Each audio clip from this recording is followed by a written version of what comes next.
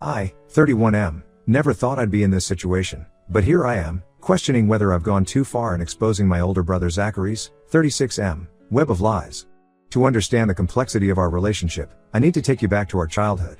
Growing up in a bustling suburban neighborhood, Zachary and I were raised in a family that valued success and appearance above all else. Our parents, Jonah, 62M, and Eleanor, 59F, built a thriving restaurant chain from the ground up, starting with a single diner they opened fresh out of college. Their success story was the stuff of local legend, and they made sure we knew the weight of the legacy we were expected to carry. Zachary, being the firstborn, naturally fell into the role of the golden child. From his first steps to his high school graduation, every achievement was celebrated with fanfare. He was charismatic, athletic, and academically gifted, the perfect heir to our family's empire. I, on the other hand, was the quiet, introspective child who preferred tinkering with computers to playing sports or socializing. Our 5-year age gap meant that Zachary was always ahead of me, setting impossibly high standards that I could never quite reach. When he scored the winning touchdown at the state championship, I was still struggling to make the junior varsity team. When he was named valedictorian, I was fighting to maintain a B average. It wasn't that I wasn't intelligent or capable, I simply had different strengths that our parents struggled to recognize or appreciate. The disparity in our parents' treatment became more pronounced as we grew older. Family dinners were dominated by discussions of Zachary's latest accomplishments, while my own achievements, like winning a local coding competition, were met with polite nods and quickly forgotten. This dynamic created a rift between us that widened with each passing year. When Zachary left for an Ivy League college on a partial scholarship, I was still navigating the treacherous waters of high school. Our already limited communication dwindled to obligatory holiday phone calls and the occasional text message. I spent those years trying to find my own path, eventually discovering my passion for software development. After graduation, Zachary landed a job at a prestigious law firm in the city, while I struggled to find my footing in the tech industry. I bounced between entry-level positions, trying to build my skills and make a name for myself. Our parents' pride in Zachary's success was palpable, while their concern about my lack of direction was a constant source of tension during family gatherings. Despite the strain in our relationship, there was one person in our family who always made me feel valued: our grandmother, Evelyn. She was a sharp-witted, independent woman who had built her own successful business in an era when female entrepreneurs were rare. Grandma Evelyn always took the time to ask about my projects and encouraged my interest in technology. She would often tell me, "Alex, the world needs builders and thinkers just as much as it needs leaders and speakers." When Grandma Evelyn passed away 5 years ago, it was a devastating blow to our family. She had been the glue holding us together, the voice of reason in our conflicts. The reading of her will, however, brought an unexpected twist. To everyone's shock, she had left equal shares of her substantial inheritance to both Zachary and me. Our parents were visibly taken aback, having assumed that Zachary would receive the lion's share as the eldest and, in their eyes, more successful grandson. For the first time, I felt truly seen and valued. The inheritance gave me the financial security to take risks in my career, and within a year, I had co-founded a promising tech startup. Our parents, while still favoring Zachary, began to show a bit more interest in my endeavors. The real drama began 2 years ago when Zachary announced his engagement to Sarah, 34F, his girlfriend of 3 years. I had met Sarah a handful of times at family events, and she always struck me as kind and genuine, a stark contrast to Zachary's sometimes overbearing personality. Our parents were ecstatic about the engagement, immediately offering to plan and pay for an extravagant wedding despite Zachary's 6-figure salary. As the wedding preparations kicked into high gear, I found myself reluctantly drawn into the festivities. Zachary asked me to be his best man, a request that surprised me given our strained relationship. In hindsight, I realized he was probably more interested in maintaining the image of a close-knit family than in actually repairing our bond. Everything changed a month before the wedding. I was working late at the office when I received a frantic call from Sarah. She was sobbing uncontrollably, her words barely coherent. As I tried to calm her down, the devastating truth emerged: she had caught Zachary cheating on her with his secretary, Jessica. I was stunned. Zachary had always presented himself as the perfect, upstanding citizen. The idea that he would betray Sarah, and potentially jeopardize his career, seemed inconceivable. Sarah begged me not to tell anyone, insisting that she wanted to confront Zachary herself. Torn between my loyalty to my brother and my sense of right and wrong, I reluctantly agreed to keep her secret. 2 agonizing weeks passed. I avoided Zachary's calls and messages, unsure of how to face him knowing what I knew. Then, out of the blue, Zachary announced that the wedding was off. But the story he told sent shockwaves through our family. According to Zachary, Sarah had cheated on him with a coworker, and he couldn't bring himself to forgive her. I watched in disbelief as our parents rallied around Zachary, offering him unwavering support and condemning Sarah for her supposed infidelity. The cognitive dissonance was overwhelming. I knew the truth, but Sarah's plea for secrecy kept me silent. As days turned into weeks, Zachary's lies spiraled out of control. He began spreading vicious rumors about Sarah in our social circle, painting her as a gold digger who had been unfaithful throughout their relationship. He even claimed that she had stolen money from him, using their joint account to fund shopping sprees and secret rendezvous with her lover. The final straw came when I overheard Zachary on the phone, gloating to a friend about how he had dodged a bullet and how Sarah was getting what she deserved. In that moment, I knew I couldn't stand by and watch an innocent person's reputation be destroyed. With a heavy heart, I reached out to Sarah. She was hesitant to go public with the truth, fearing the backlash and potential impact on her career. But as Zachary's lies grew more outrageous, she realized that staying silent was no longer an option. Armed with Sarah's permission and a dossier of evidence, including text messages between Zachary and Jessica, and security camera footage from Zachary's apartment building showing Jessica's frequent late-night visits, I steeled myself for the confrontation that would change our family forever. I presented the evidence to our parents, bracing for their reaction. The initial shock quickly gave way to denial. They accused me of fabricating the evidence out of jealousy, unable to accept that their golden child could be capable of such deception. Zachary, when confronted, vehemently denied everything, turning the tables and accusing me of conspiring with Sarah to ruin his life. The situation quickly spiraled out of control. Our parents, torn between their two sons, hired a private investigator to get to the bottom of the conflicting stories. When the investigator confirmed my claims, the fallout was catastrophic. Our parents were devastated by Zachary's betrayal and the extent of his deception. The perfect image they had crafted of our family lay shattered at their feet. In the aftermath, they made a drastic decision that none of us saw coming. They amended their will, cutting Zachary out of the family business inheritance entirely. Instead, they decided to split it between me and several charities close to Grandma Evelyn's heart. Zachary's reaction was explosive. He blamed me for ruining his life, accusing me of orchestrating the whole situation out of long-held jealousy. The brother I had grown up with, for all his faults, disappeared entirely, replaced by a bitter, vengeful stranger. Now, 6 months later, the dust is yet to settle. Zachary has launched a campaign to manipulate his way back into our parents' good graces. He's sent countless messages, claiming he's changed and deserves another chance. Our parents, still reeling from the shock, are conflicted about how to proceed. The situation has created a rift in our extended family. Some relatives believe I went too far by exposing Zachary's lies, arguing that family matters should be kept private. Others support my decision, saying that the truth needed to come to light. Zachary has even managed to turn some family members against me, spinning a tale of jealousy and betrayal with himself as the victim. Through all of this, my girlfriend Lauren, 29F, has been my rock. We met at a tech conference 2 years ago, and her unwavering support throughout this ordeal has been invaluable. But even she is feeling the strain of the constant family drama. As I write this, I find myself questioning my actions. Did I do the right thing by exposing Zachary's lies? Should I have minded my own business and let his deception continue? The weight of my decision hangs heavy on my shoulders, and I can't help but wonder, am I the asshole in this situation? Update 1: It's been 2 months since my original post, and I want to thank everyone for their support and advice. Your perspectives have been invaluable in helping me navigate this tumultuous situation. A lot has transpired since then, and I feel compelled to share these developments with you. In the weeks following my last post, Zachary intensified his efforts to regain our parents' trust. His tactics ranged from tearful phone calls to unannounced visits at their home. About 3 weeks ago, he showed up on their doorstep unannounced, his eyes red and puffy, claiming he had hit rock bottom and needed their help. Our parents, despite everything, still have a soft spot for Zachary. They allowed him inside, and this led to a series of what Zachary called family healing sessions, essentially, meetings where he would plead his case and try to convince everyone that he had changed. I was reluctantly dragged into these meetings, watching as Zachary put on what I can only describe as an Oscar-worthy performance.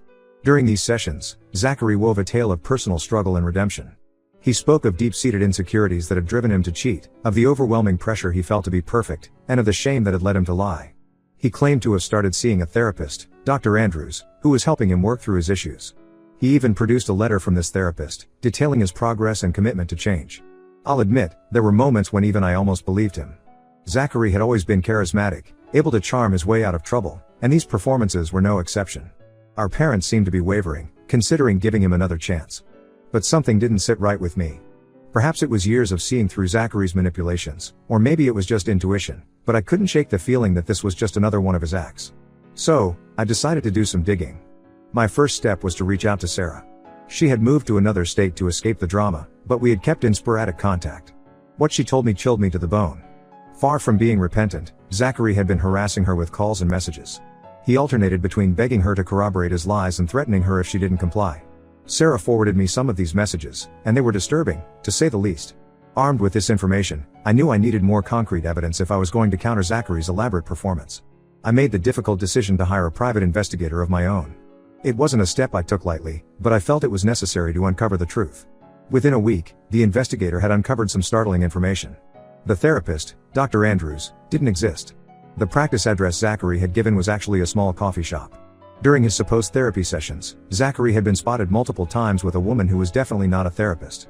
But that wasn't all. The investigator also uncovered evidence that Zachary was involved in some questionable financial dealings at his law firm. While the details were murky, it seemed that Zachary was walking a very thin ethical line, if not crossing it entirely. I was furious. Not only was Zachary continuing to lie, but he was also potentially jeopardizing his career and freedom with his actions. I decided to confront him privately first, giving him one last chance to come clean to our parents himself. I met Zachary at a neutral location, a park where we used to play as children. I laid out what I had discovered and urged him to tell the truth. His reaction shocked me. Instead of showing remorse or even anger, he laughed. He told me that our parents would always choose to believe him over me, no matter what evidence I presented. His arrogance was breathtaking. Realizing that Zachary had no intention of stopping his deception, I knew I had to act. At our next family meeting, I laid out all the evidence. The harassment towards Sarah, the fake therapy sessions, the questionable work activities, everything. I even played a recording the investigator had made of Zachary meeting his new girlfriend at the coffee shop during his supposed therapy time. The reaction was intense. Our parents were shell-shocked, unable to speak for several long moments. Zachary tried to deny it at first, but as the evidence mounted, his composure cracked. He lashed out, revealing his true colors in a way our parents couldn't ignore. He yelled at our parents, calling them gullible fools for ever believing his act. He turned to me, spewing venom about how I had always been jealous of him and how I had orchestrated this whole thing to steal his inheritance. It was a meltdown of epic proportions, and it left no doubt about the person Zachary truly was. In a twist I never saw coming, our parents stood up for me. They shut down Zachary's accusations and told him in no uncertain terms that his actions alone were responsible for the consequences he was facing. They asked him to leave and made it clear that he was no longer welcome in their lives unless he made genuine, verifiable changes. Zachary's exit was dramatic. He stormed out, slamming doors and knocking over a vase in the process. But the drama didn't end there. Within hours, Zachary had taken to social media, twisting the story and painting himself as the victim of a cruel family conspiracy. Some distant relatives and family friends bought into his lies, leading to a flurry of accusatory messages and calls. The aftermath has been challenging. Our parents are struggling to come to terms with the truth about their golden child. They've started seeing a family therapist to work through their feelings of guilt and betrayal. They've also been making efforts to rebuild their relationship with me, realizing how their favoritism had affected our family dynamics all these years. As for me, I'm still processing everything that's happened. The stress has been enormous, but Lauren has been my rock through it all. She's helped me draft responses to the false accusations and has been a calming presence when it all becomes overwhelming. Our relationship has grown stronger through this ordeal, and we're now talking about moving in together. The road ahead is uncertain. Zachary's social media campaign has caused rifts in our extended family and social circle. Some people have sided with him, while others have reached out to offer support. I'm trying to take the high road, focusing on healing and moving forward rather than engaging in a public mudslinging match. As I navigate this new reality, I'm focusing on rebuilding and strengthening the relationships that matter. The situation is far from resolved, but for the first time in years, I feel like my parents are truly seeing me. It's a bittersweet feeling, coming at such a high cost. I stand firm in my decision to expose the truth, no matter how painful it has been. The road ahead is uncertain, but I'm cautiously optimistic about the future. Thank you all again for your support and advice. It's been invaluable in helping me navigate this complex and emotionally charged situation. Update 2: It's been another 3 months since my last update, and the situation has taken some unexpected turns. I apologize for the delay in updating, but things have been hectic, to say the least. First, some positive news: Lauren and I moved in together last month. It's been a wonderful change, having a supportive partner to come home to every day. She's been instrumental in helping me navigate the ongoing family drama, offering a fresh perspective and a shoulder to lean on when things get tough. We've been talking about our future more seriously, and for the first time in a long while, I'm excited about what lies ahead. Now, on to the more complicated aspects of the situation. About a month ago, I received a message from a woman named Rachel, 32F, who introduced herself as Zachary's new girlfriend. At first, I was wary, assuming this was another one of Zachary's manipulations. But as we continued to communicate, it became clear that Rachel was genuine, and she was terrified. Rachel had discovered Zachary's true nature and wanted out of the relationship, but she was afraid of his reaction. Over a series of cautious meetings, always in public places, Rachel shared some disturbing information about Zachary's behavior. She showed me text messages where Zachary had threatened her when she confronted him about inconsistencies in his stories. But the most shocking revelation was yet to come. Rachel, who worked as a paralegal at a different law firm, had stumbled upon evidence of financial fraud at Zachary's firm. She had overheard a phone conversation where Zachary discussed manipulating client accounts and had seen suspicious documents on his laptop.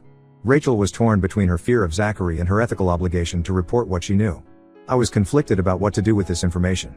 On one hand, I was exhausted from being the one to always expose Zachary's misdeeds. The emotional toll of the past few months had been immense, and part of me just wanted to wash my hands of the whole situation. On the other hand, I couldn't in good conscience ignore potential criminal activity, especially one that could harm innocent clients. After much discussion with Lauren, who once again proved to be my voice of reason, I decided to encourage Rachel to report what she knew to the proper authorities. I also advised her to seek legal counsel for her own protection, given Zachary's history of retaliation. Rachel was understandably hesitant, fearing for her safety and career, but ultimately agreed it was the right thing to do. 2 weeks later, all hell broke loose.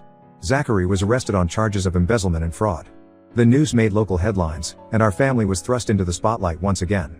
Our parents were devastated, struggling to reconcile the son they thought they knew with the person Zachary had become. The fallout was immediate and far-reaching. Zachary's law firm distanced themselves from him, releasing a statement that they were cooperating fully with the investigation. Our extended family was in an uproar, with opinions sharply divided. Some finally saw the truth and apologized for doubting me, while others doubled down on their support for Zachary, claiming he was being framed. In the midst of this chaos, I received a surprise visit from Sarah. She had heard about Zachary's arrest and wanted to thank me for standing up for her months ago. We had a long, emotional conversation where she shared more details about her relationship with Zachary and the psychological toll his behavior had taken on her. It was eye-opening and heartbreaking, making me realize the full extent of the damage Zachary had caused. Our parents are shell-shocked. They've retreated from social life, embarrassed by the public scandal. I've been trying to support them as best I can, but it's challenging given our complicated history. They've started to acknowledge how their favoritism towards Zachary enabled his behavior, which has led to some painful but necessary conversations. As for me, I'm dealing with a mix of emotions. There's relief that the truth is finally out, sadness for the pain my family is going through, and anxiety about what the future holds. Lauren has suggested I start seeing a therapist to process everything, and I'm seriously considering it. The stress of the past few months has taken its toll, and I realize I need help to work through it all. Zachary's trial is set for next month, and I've been asked to testify. It's not something I look forward to, but I know it's necessary.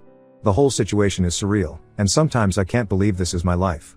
I find myself wondering how we got here, how the brother I looked up to as a child could have fallen so far. Through all of this, I'm trying to focus on the positives. My relationship with Lauren is stronger than ever, I'm excelling at work, the distraction has been welcome, and I'm slowly building a healthier relationship with my parents. It's not easy, but I'm taking it one day at a time.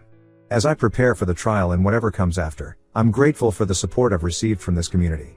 Your advice and encouragement have been a lifeline during this turbulent time. I'll update again after the trial, hopefully with some resolution to this ongoing saga. Update 3: It's been 6 weeks since my last update, and I'm still reeling from everything that's happened. Zachary's trial concluded last week, and the outcome has left our family in turmoil once again. The trial itself was a grueling experience. Sitting in that courtroom, watching as the prosecution laid out the evidence of Zachary's crimes, was surreal. The Zachary I saw there, in his suit and handcuffs, seemed like a stranger. His eyes were cold, his demeanor arrogant even in the face of damning testimony. My own time on the stand was particularly difficult. Zachary's defense attorney tried to paint me as a jealous brother out for revenge, twisting my words and actions. But the evidence spoke for itself. Rachel's testimony was particularly damning, providing insider knowledge of Zachary's fraudulent activities. Despite the mountain of evidence against him, Zachary managed to strike a plea deal at the 11th hour.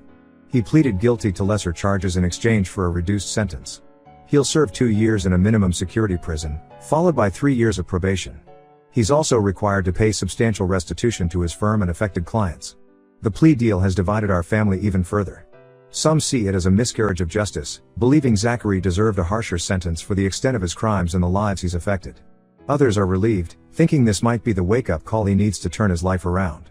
Our parents are torn, struggling to reconcile their love for their son with the reality of his actions. I've been dealing with my own complicated feelings about the outcome. Part of me is angry that Zachary seems to have gotten off lightly given the extent of his crimes. Another part is relieved that this chapter is finally closing, hoping that we can all start to heal. Lauren has been invaluable in helping me process these conflicting emotions. In an unexpected turn of events, Sarah reached out again after the trial. She started a support group for people who have been in relationships with narcissists and invited me to speak at one of their meetings. I was hesitant at first, unsure if I was ready to revisit all the pain. But after attending a session, I found it incredibly healing. It's helped me understand Zachary's behavior patterns and the impact they've had on all of us. I'm considering becoming a regular member. Our parents have been making slow but steady progress in therapy. They've started to recognize how their parenting style contributed to the family dynamics that allowed Zachary's behavior to go unchecked for so long. It's been painful for them, but I'm proud of their efforts to change. We're having more open, honest conversations than we've had in years. As for me, I've started seeing a therapist as Lauren suggested. It's been challenging but enlightening. I'm working on setting healthier boundaries and processing the years of being the family scapegoat. It's a long journey, but I already feel like I'm making progress. Work has been a welcome distraction through all of this. I recently got a promotion, which has been a bright spot in an otherwise turbulent time. Lauren and I are also talking about our future more seriously, including the possibility of getting engaged. It feels good to have something positive to focus on amidst all the chaos. Zachary is due to start his sentence next month. He's been uncharacteristically quiet since the trial, and I'm unsure what to make of it.